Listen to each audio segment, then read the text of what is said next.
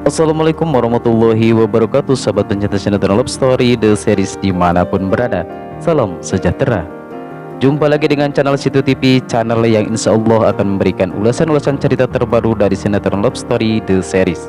Namun sebelum kita melanjut ke ulasannya, Bang Mimin akan ingatkan kalian untuk tonton videonya hingga selesai agar tidak ada kesalahpahaman di antara kita. Dan untuk mendukung channel ini agar terus berkembang, silahkan tekan tombol subscribe dan bunyikan tombol lonceng notifikasinya. Tentunya agar kalian selalu mendapatkan updatean terbaru dari channel ini. Dan jangan lupa juga untuk like dan komennya. Terima kasih. Lanjut ke pembahasan. Di episode sebelumnya yang mana Ken sedang mencari pekerjaan, namun Ken sudah interview di beberapa perusahaan namun belum juga membuahkan hasil. Hal ini dimanfaatkan oleh Reno untuk menjebak Ken. Reno meminta bantuan Nadine untuk memberitahukan kalau ada lowongan kerja yang cocok buat Ken. Hingga akhirnya Ken pun masuk perangkapnya Reno. Ken pun mendatangi perusahaan tersebut. Alhasil Ken pun diterima bekerja di perusahaan tersebut. Bahkan gaji pertamanya pun cukup lumayan menjanjikan. Dan Ken pun menandatangani kontrak kerjanya tersebut. Ken pun mengabari Maudy atas keterimanya Ken di perusahaan tersebut. Maudy pun begitu senang dengan kabar yang diberikan Ken. Sementara itu, Anita mendatangi rumah Safira dengan bertujuan ingin melabraknya. Namun di situ Vanessa menghadangnya dan akhirnya perang mulut pun terjadi. Hingga akhirnya Safira pun keluar dan Anita pun memaki-maki Safira kalau Safira adalah pelakor alias perebut suami orang. Hingga Rama pun datang dan mencoba menghentikan mereka, namun Rama pun malah kena semprot Anita. Wah guys, seru juga ya kalau ibu-ibu perang, rame banget. Sementara itu Ken yang sudah mulai bekerja, ia pun tak menyadari kalau perusahaan itu di bawah kendalinya Reno.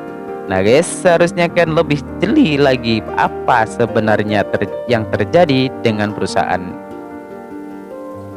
yang hanya memperkerjakan pegawainya cuma mengantar barang.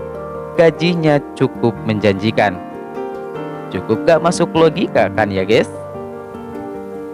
Di sisi lain, si kembar Maura dan Maira menghampiri Bi Inah. Mereka menceritakan keadaan Maudy dan Ken. Mereka pun berniat ingin membantunya. Bi Inah pun menasihati keduanya agar tidak ikut campur urusan orang dewasa.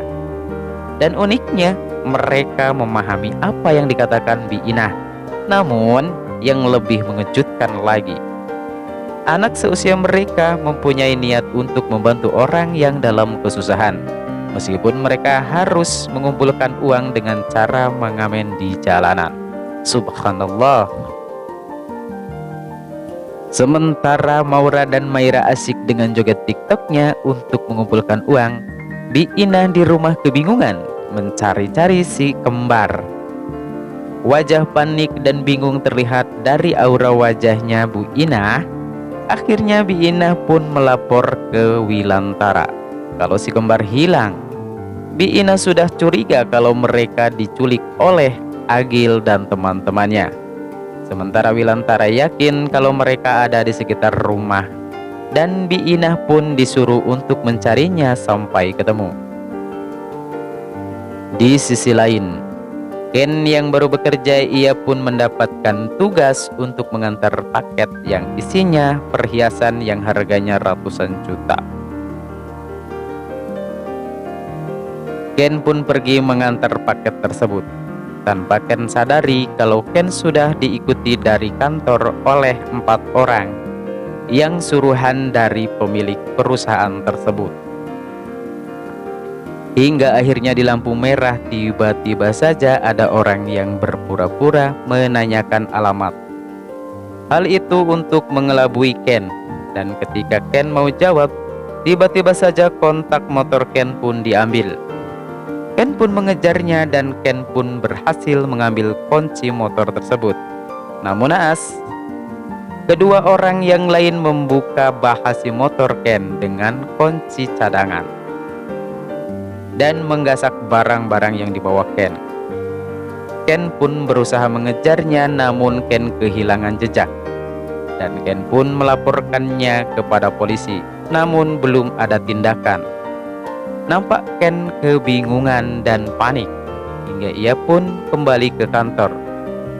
Dan Ken pun meminta maaf kepada pemilik perusahaan, namun pemilik perusahaan tersebut tidak memaafkan begitu saja. Ken pun dipecat dan Ken pun disuruh untuk mengganti barang tersebut dengan jumlah yang begitu banyak. Ken diberi waktu cuma 2 hari.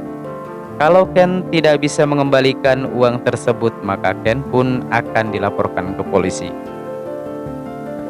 Ken pun begitu bingung tanpa Ken sadari kalau semua yang ia alami adalah rencana liciknya Reno. Nah guys, akankah berhasil Reno memenjarakan Ken? Saksikan terus kelanjutannya. Sekian dulu dari Bang Min. Wassalamualaikum warahmatullahi wabarakatuh.